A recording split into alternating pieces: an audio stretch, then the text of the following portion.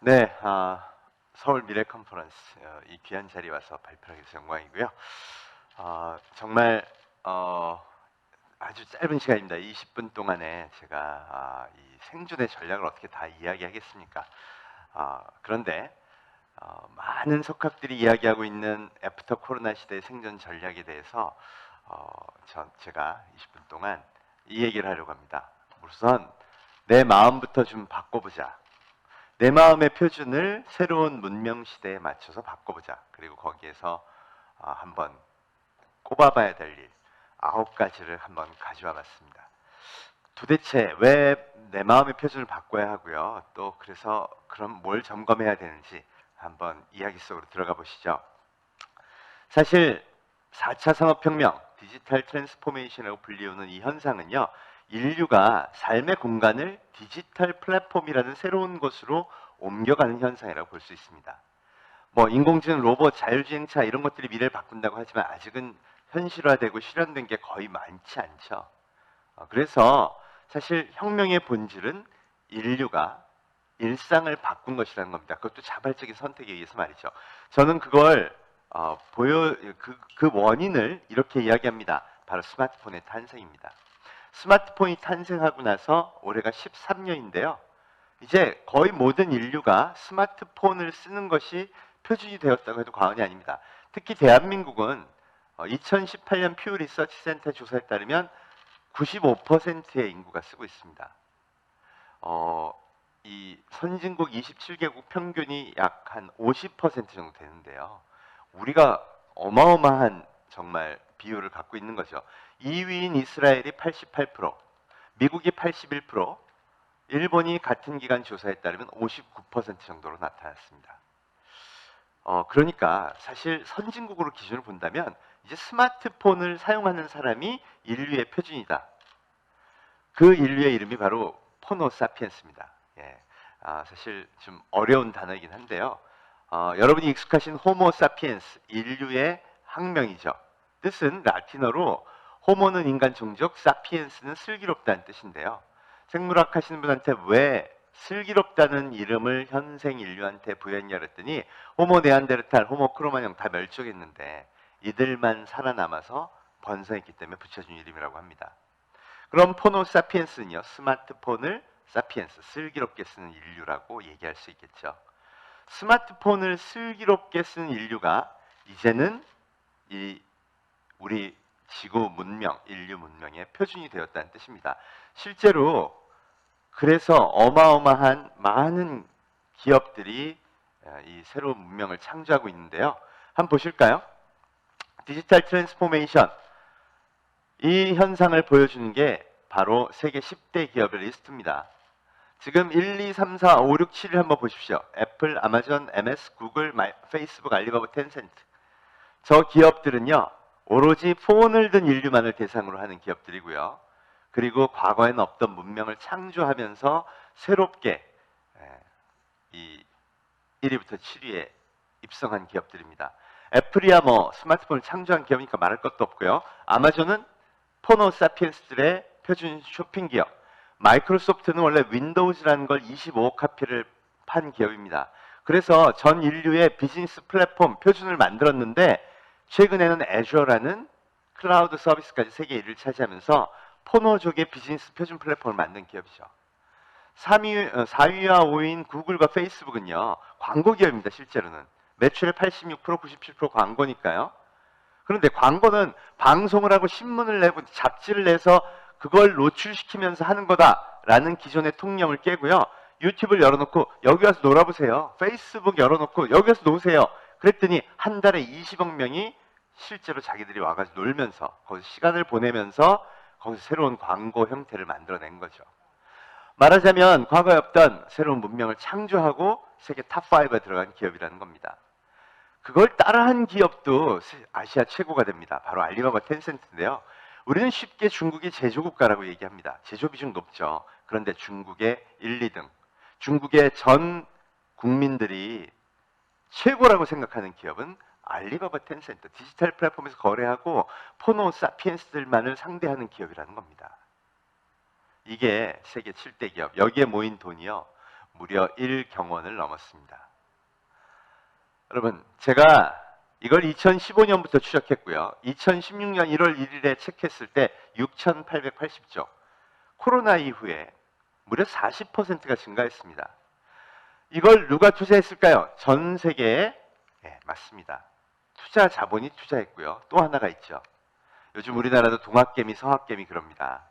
예, 전 세계 20대, 심지어 10대까지 청년들이요, 이 스마트폰을 들고 투자하는데 열광하고 있습니다. 이유는요, 게임과 비슷하죠. 실시간으로 내가 원하는 주식을 언제든지 살 수 있으니까요. 그리고 그들의 선택이요, 명백하게 저기에 투자하고 있습니다.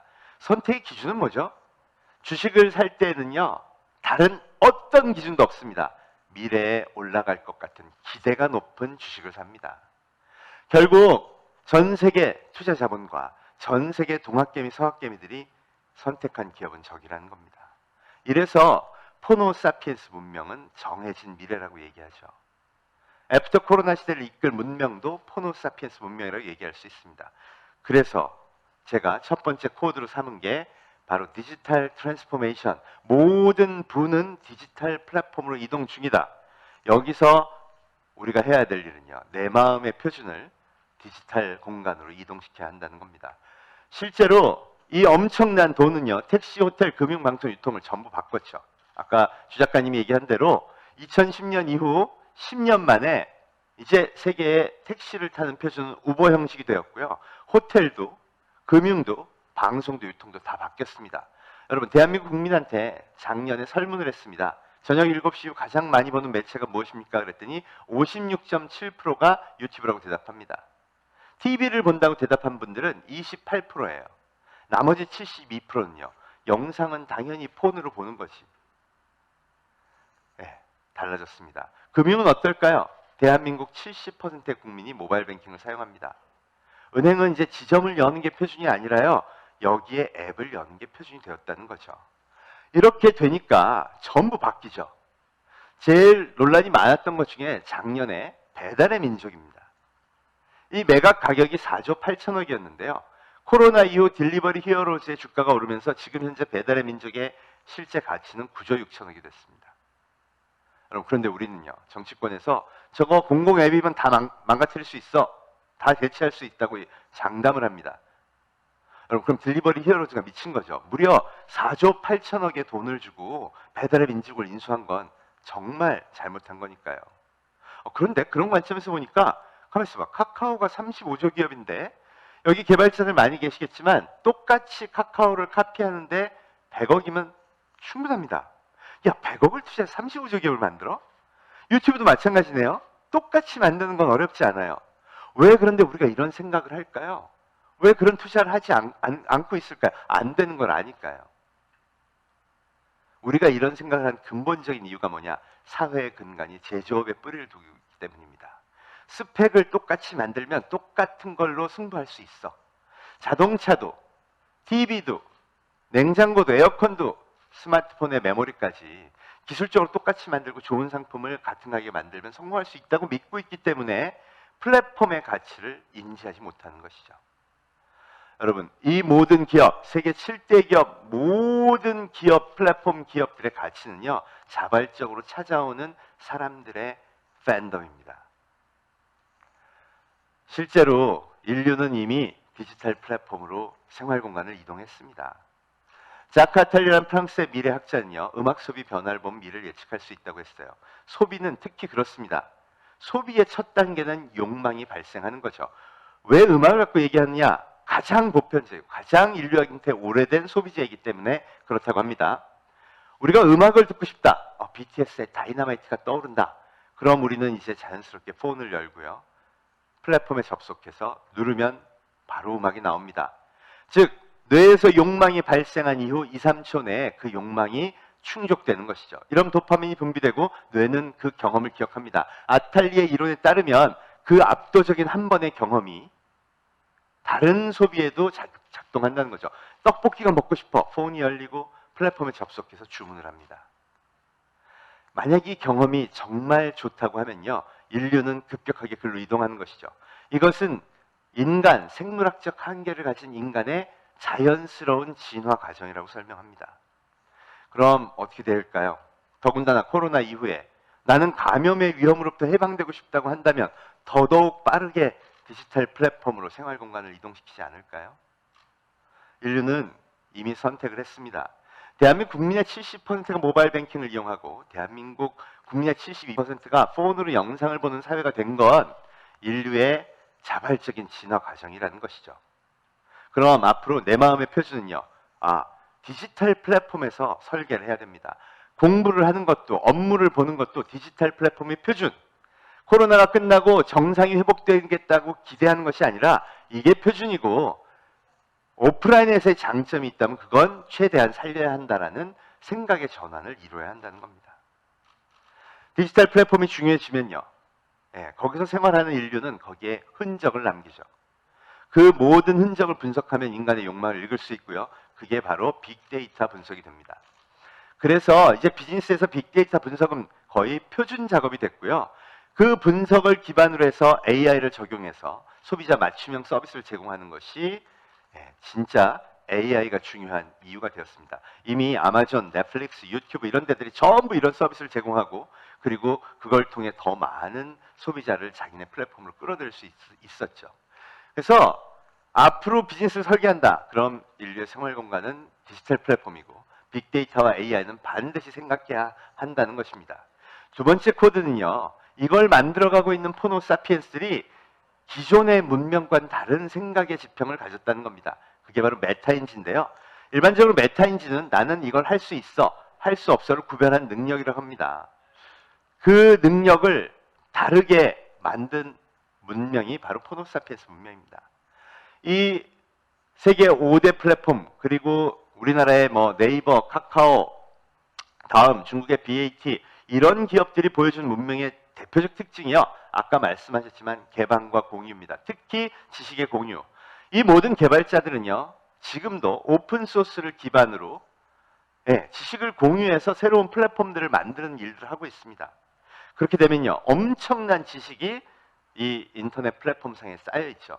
그걸 활용해서 자기 능력을 개발하는 거에 이게 일반화, 일상화된 사람들은 어떤 상상력과 어떤 능력을 가질까요? 실제로 요즘 초등학생 중에 인공지능 프로그래밍 하는 친구 많습니다. 유튜브에 보면 6살 꼬마가 하는 인공지능 프로그래밍 봤더니 구글이 제공하는 티처블 머신이라는 모듈을 이용해서요. 자기가 토마토, 사과 이런 거 인지하는 프로그램을 짜고 있습니다. 이 가운데 있는 진도영이라는 친구는요. 드론 천재라고 불립니다. 초등학교 4학년 때 드론 조종 경진대회에서 1등을 하더니요.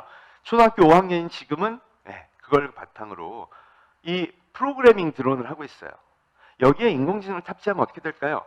안면을 인식해서 사람을 구별하는 드론.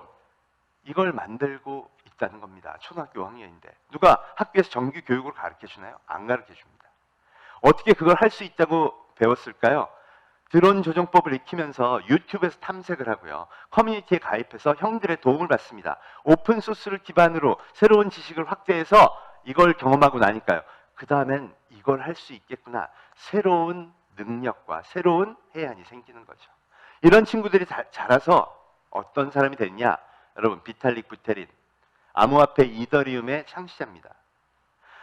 불과 19살 워털루 대학교 전산과 1학년 때 이더리움을 만들었는데요. 여러분, 그게 지금 암호화폐 랭킹 2위입니다. 비트코인에 이어서. 아니, 암호화폐는 누군가 채굴을 해줘야 돈을 버는 건데 왜 저 친구 걸 그렇게 열광하면서 전 세계인이 채굴해 줬을까요? 이유는 명백하더라고요. 이 친구는 15살 때부터 수학과 비트코인에 꽂힙니다. 그리고 엄청나게 많은 수학 공부를 바탕으로 가만히 있어봐. 비트코인의 블록체인을 봤더니 여기에는 계약 서류를 교환할 수 있는 시스템이 없네. 여기에 대한 아이디어를 내기 시작해요. 그리고 17살 때 비트코인 매거진의 공동 편집장이 됩니다. 여러분, 그게 고2예요. 비트코인 매거진의 창업자가 이 친구한테 제안을 한 거죠.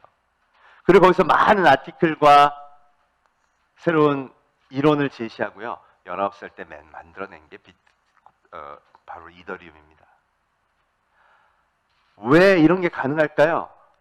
자기는 수학에 관심이 있으면 공유된 지식을 바탕으로 더 폭을 넓힐 수 있고요. 오픈 소스를 기반으로 비트코인에 대한 연구를 했으면 그걸 바탕으로 이걸 접목할 수 있는 능력이 생긴 겁니다. 그 옆에 있는 김태훈 군, 울산 과기대 물리학과를 졸업한 친구인데요. 이 친구가 놀랍게도 작년에 이 테슬라 CEO 일론 머스크가 창업한 회사, 모든 AI 엔지니어가 가고 싶다는 회사 오픈 AI에 입사했습니다. 어떻게 실력을 검증받고 미국에 가지도 않았는데 커뮤니티에서 활동하고요. 오픈 소스로 스스로 코딩의 능력을 개발했습니다. 물론 오프라인 공부도 하고요. 학교 수업도 했어요. 그런데 어느 정도의 능력을 그 사이에 갖췄느냐? 구글이 알파고의 소스를 80% 공개했을 때 이 커뮤니티에 있던 친구들이요. 야, 20%왜 공개하냐? 이거 개발해서 우리 풀어버리자. 김태훈이 울산에서 무려 20개의 핵심 모듈을 스스로 풀어서 공개해버렸죠. 너무 놀란 게 누구냐? 바로 알파고의 개발 책임자 중에 한 명인 제프 디디라는 디렉터였습니다. 그리고 바로 메일을 썼죠. 너 우리 회사로 와라. 이것 때문에 유명해진 게 김태훈이에요. 그럼 어떻게 능력을 키웠을까요? 네, 지식을 공유하고 오픈소스를 통해 스스로의 능력을 확대한 것이죠. 이제 우리는 너 이거 알아? 그랬을 때 저 몰라요가 아니라 검색하면 해결할 수 있어요 라는 새로운 슬기로운 인류를 만나고 있는 겁니다. 이들이요, 풀어가는 세상이 다르죠. 이들은 새로운 경제를 만들었어요. 지식만 공유할 게 아니라 야, 그러지 말고 차도 공유하자. 우버.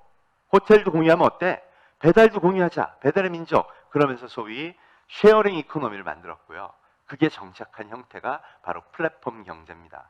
이제 중고거래는 어디 가서 하고, 대화는 어디 가서 하고, 나의 일상은 어디다 적고, 모든 사람들이요, 디지털 플랫폼이라는 곳에 생활의 공간을 만들었죠.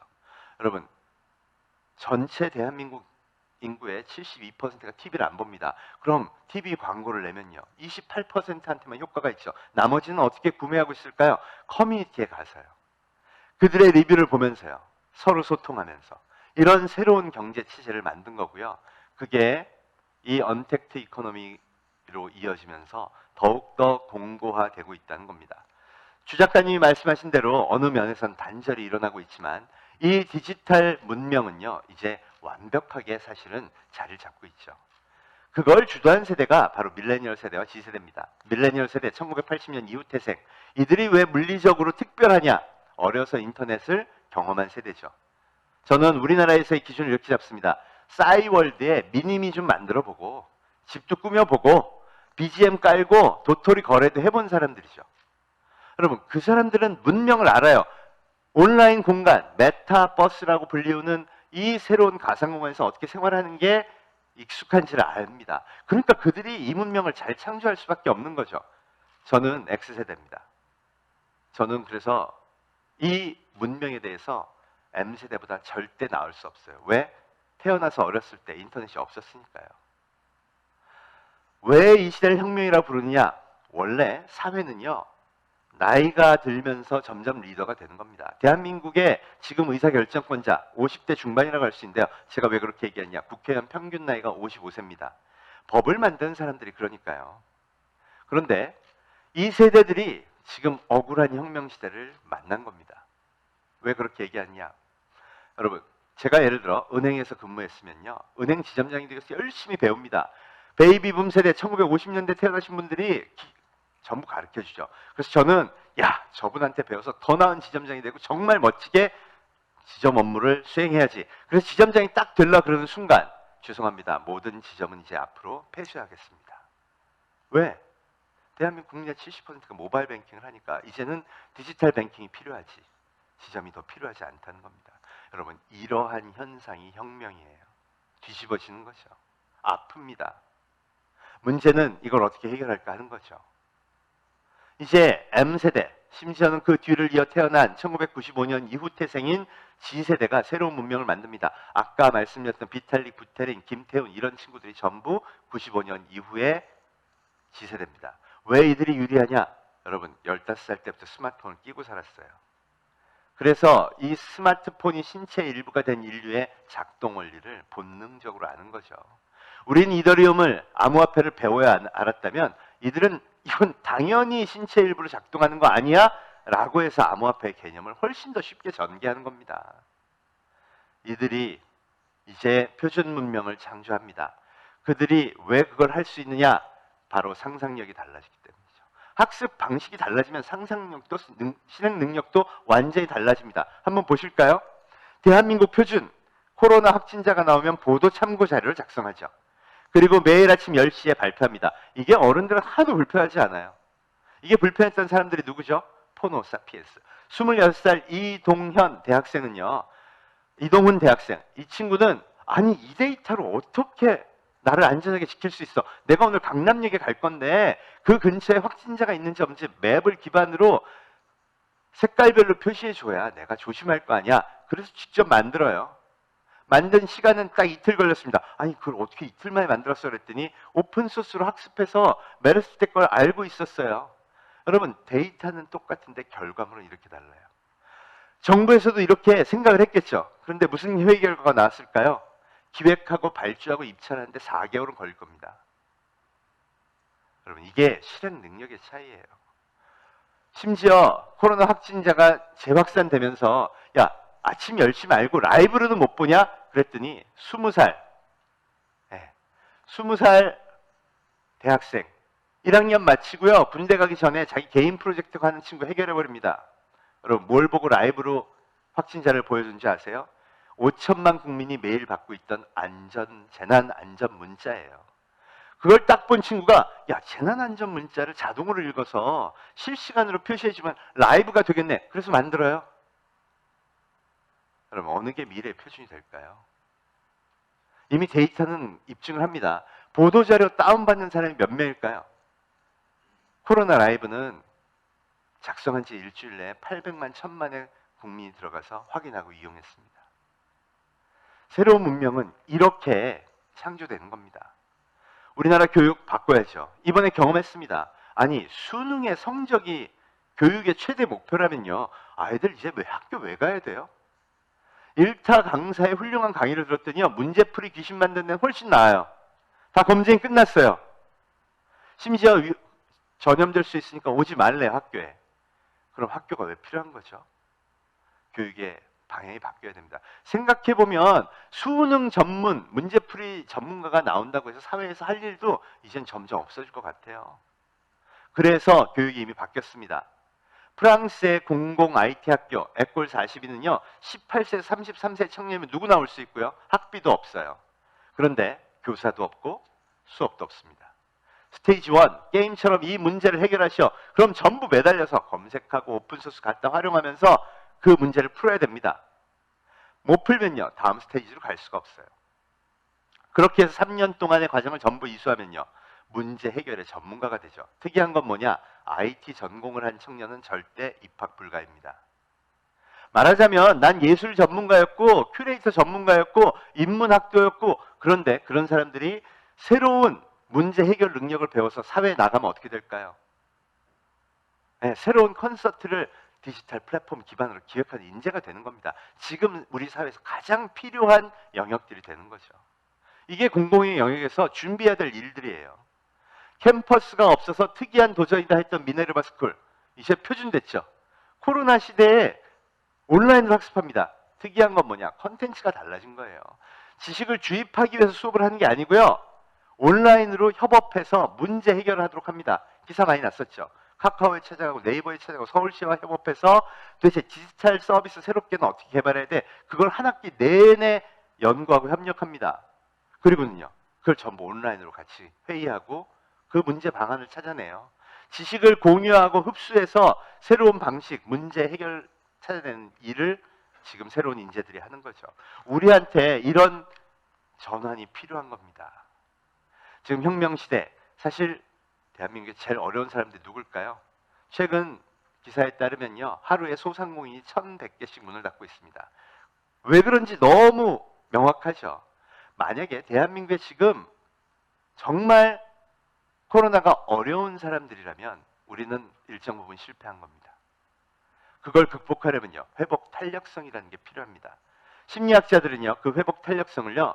항상 긍정적이고 낙관적인 사고력, 또 감정, 자기 감정의 조절력, 분노하거나 화내지 않고 상황을 개탄하지 않고 냉철하게 바라보고 분석해서 자기 실력을 키우는 힘, 그리고 대인 관계를 갖추는 힘이라고 이야기합니다.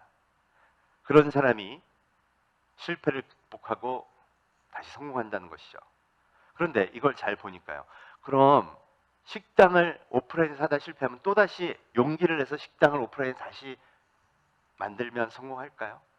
아니죠. 디지털 문명에서 새로운 긍정적인 사고, 기술, 그리고 새로운 생각을 바꿔야 하는 겁니다. 보십시오. 치킨집, 식당, 그리고 전통시장 내 가게, 백화점. 제가 요즘 식당에 가서 물어봅니다. 조금이라도 괜찮은 식당은요, 그나마 배달 메뉴를 개발하고 배민이나 이런 거와 협력해서 어느 정도 매출 커버하는 기업들이 그나마 생존의 가능성이 높다고 이야기합니다. 배워야죠. 새로운 문명에서 배우지 않는다면요, 앞으로 코로나가 반복되는 사회가 계속될 거고, 심지어는 내년까지는 어쩌면 다시 원상태로 돌아가지 않는다고 합니다. 버틴다고 되는 게 아니죠. 우리 이런 말 많이 해요. 한탄만 해요. 언제 코로나가 올까? 이 비대면 사회 너무 비인간적이야. 여러분, 한탄이 미래를 바꿔주지 않습니다. 새로운 관점에서 장점은 뭘까? 비대면이 비인간적인가요? 천만에요. 비대면에도 우리는 디지털에도 언택트가 되더라도 감정의 교환이 있습니다. 새로운 문명은 새로운 관점에서 봐야 할 수 있고요. 그 문명의 표준을 바꿔야 우리는 생존할 수 있습니다. 다섯 번째 코드는요, 팬덤인데요. 팬덤 경제라고 요즘 얘기가 많습니다. 그 의미가 소비자 권력 시대인데요. 빨리 하라고 말씀을 많이 하셔서요. 얼른 마무리하도록 하겠습니다. 소비자 권력 시대, 그걸 상징하는 게 BTS죠. BTS를 키운 건 자본이 아니고요. 팬덤, 암이고요. BTS를 키운 무대는 방송이 아니라 SNS였습니다. 그게 전부 보여집니다. 6살 꼬마 유튜버 보람이는 한 달에 30억씩 벌어서 100억짜리 청담동 빌딩을 샀다고 했어요. 문제는요, 거기서 배워야 하는데 우린 비판만 한다는 거죠. 여러분, 이게 보여주는 게 마음의 두께입니다. 내가 익숙한 사회에 그 상식을 믿고 싶지, 이런 새로운 거에 대해서 배우고 싶은 마음은 아무래도 움츠러들기 마련이죠. 전부 비난했어요. 그런데 지금 보십시오. 보람이의 구독자 수는 2,600만. 여러분, 어마어마한 새로운 트렌드를 보람이가 보여주는 거예요. 여기서 배워야 됩니다. 그 보람이가 보여준 현상이 어디까지 번졌는지 보세요. TV 광고 15% 줄었고요. 모바일 광고 17% 늘었습니다. 그럼 광고업계 앞으로 필요한 인재는 누굴까요? 소셜미디어에 기반한 광고 기획한 사람이 필요합니다. GS 홈쇼핑도요. TV보다 모바일 매출이 늘었어요. 이런 기획자 필요하죠. 중국은 심지어 소셜 커머스의 규모가 510이죠. 왕홍 같은 존재가 탄생합니다. 여러분, 웨이아라는 이 왕홍은요, 개인이 방송에서 물건 파는데요, 올해는 자동차를 했어요. 둥펑 자동차 1700대 스페셜 에디션 7분 만에 완판시키더라고요. 너를 그렇게 사람들이 열광하면서 찾아온 이유가 뭐야 그랬더니, 저는 물건 하나를 소개할 때마다 제 인생을 겁니다. 여러분, 그 새로운 문명이요, 팬덤을 만드는 겁니다. 요즘 보시죠. 유튜버가 가짜 뒷광고 했다가 거짓말 했다가 날아가는 사람, 나쁜 짓 했다가 갑자기 어려워지는 사람, 진정성과 진실로 소통할 때 새로운 플랫폼이 열린다는 것이죠. 여섯 번째 코드는 다양성인데요. 모든 것에 기회가 있습니다. 심지어 막걸리도 그렇죠. 트로트도 그렇죠. 요즘 팬덤을 일으키는 요소는 없는 게 없는 것 같습니다. 그래서 자기가 하고 싶은 걸 찾아야 되는 시대라고 얘기하는 거죠. 문제는 그럼 실력이 있느냐 하는 건데요. 여러분, 제가 지금까지 성공한 소개한 기업들은요, 전부 고객의 손끝, 소비자의 손끝에 선택을 받아 성공한 기업들입니다. 이게 실력이죠. 학벌이 스펙이 아니라 오로지 고객의 마음을 사로잡는 힘, 팬덤을 크리에이트하는 능력이 실력인 시대, 그게 다가왔다는 겁니다. 실제로 네이버 웹툰 같은 경우 볼까요? 옛날에 만화가가 되려면요, 정말 잘 나가는 만화가 화실에 가서 10년 동안 밑그림하고 물심부름 했어야 됐어요. 배우가 되려면요, 기획사 사장하고 방송 PD한테 엄청 정말 열심히 노력해서 잘 보여야 했죠. 그런 게 필요 없습니다. 네이버 웹툰의 성공 비결은요, 오직 모든 랭킹은 고객의 손끝의 선택, 조회수를 결정하게 했어요. 그랬더니 세계 100개국에서 1위를 합니다. 여러분, 조석 작가의 마음의 소리, 그게 만약에 옛날 시대였다면 책으로 출판될 수 있었을까요? 아주 유능한 작가들이 그랬을 겁니다. 이런 건 절대 안 된다고. 아니요. 고객은 스스로 선택합니다. 이 새로운 시대에 우리 성공의 요소가 대한민국에서 너무 많이 보이고 있어요. 컨텐츠, 음악, 게임, 즉 고객의 손끝으로 결정되는 팬덤 경제에서는요, 대한민국이 엄청난 파워를 내죠.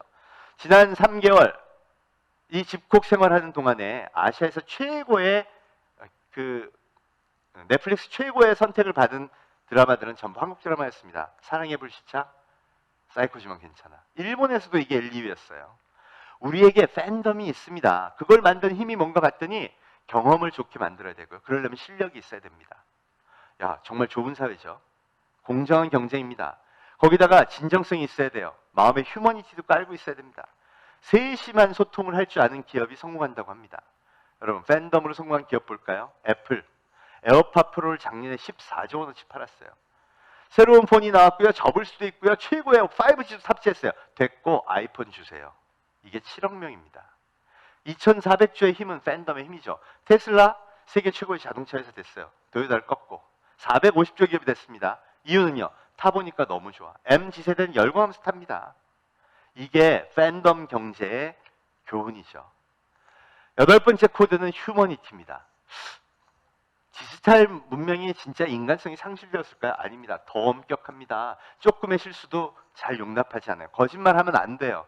진짜 사람에 대한 배려와 존중이 있어야 팬덤도 생깁니다. 최근 7대 플랫폼이 어마어마하게 기부하죠. 아마존만 해도 올해 코로나 이 지원 기금을 3조 원을 기부를 했습니다. 이유는요. 선택이 끝나면 망하니까요. 여러분, 팬덤 시대, 팬덤을 크리에이트하려면 답은 사람한테 있습니다. 사람의 마음을 사는 기술, 그들이 경험했더니 너무 좋은 기술이 필요하다는 것이죠. 이 시대를 그래서 이혜령 선생님은 물질 자본 시대가 끝나고 공감 자본 시대가 왔다고 합니다. 공감이 필요한 시대, 마음을 사는 시대, 그리고 그걸 기반으로 정말 인생을 걸만한 진정성을 투구할 수 있는 시대가 되었다는 것이죠. 여러분, 더 낫지 않나요? 실력으로 승부하고요. 한번 시스템에 뭐 딱 되면 되는 게 아니라 어느 영역에서든 사람의 마음을 끄는 힘이 있으면 성공할 수 있는 시대. 그게 어쩌면 호모사피엔스 시대의 본질인지도 모르겠습니다. 미래 30년 저는 대한민국 잘할 수 있다고 생각합니다. 왜? 지난 30년 기적을 만든 나라니까요. 여러분 이게 말이 됩니까? 1966년 불과 55년 전에 1인당 국민소득 110불 아프리카 우간다와 똑같던 나라가요. 제조업 세계 5대 강국이 됐습니다. 우리한테는 기적을 만드는 저력이 있다. 이건 전 세대에 다 있다고 해도 과언이 아니죠. 따라서 코로나도 디지털 트랜스포메이션도 저는 충분히 극복할 저력이 우리한테는 있다고 생각합니다. 단 룰은 바꿔야죠. 대기업이 전담하고요. 거대한 광고 자본 이런 걸로 장사하던 시대 끝났고요. 디지털 플랫폼에서 거래하고 거기서 팬덤을 만들고 좋은 경험을 창출하고 이 진짜 실력으로 승부한 시대 이 새로운 룰로 도전해야 됩니다. 잘할 수 있을까요? 말도 안 되지만 이미 컨텐츠 산업이 그걸 보여주고 있고요. 이건 식품까지 번졌습니다. 컨텐츠가 뜨니까 올해 라면 수출 37% 늘었고요. CJ의 비비고 만두는 올해 단일 상품으로 1조 원의 매출을 돌파하고 있다고 합니다. 컨텐츠를 보다가 한국 문화에 관심이 갖고 음식을 사 먹게 된다는 거죠. 이런 브랜드의 국격이 달라집니다. 대한민국 제조업 살려야죠. 기존 기업 잘해야 됩니다. 스타트업도 중요하지만 이 전체 대한민국이 똘똘 뭉쳐 하나로 새로운 시대로 전환하는 게 필요합니다. 여러분, 우리가 갖고 있는 디테일에 이 새로운 문명의 표준, 이 9가지의 표준을 적용해서 미래를 향한 길을 열어보면 어떨까요? 국난 극복을 취미로 하는 대한민국은요, 정말 잘할 수 있을 거라 굳게 믿고요. 우리 함께 그리로 갔으면 좋겠습니다. 감사합니다.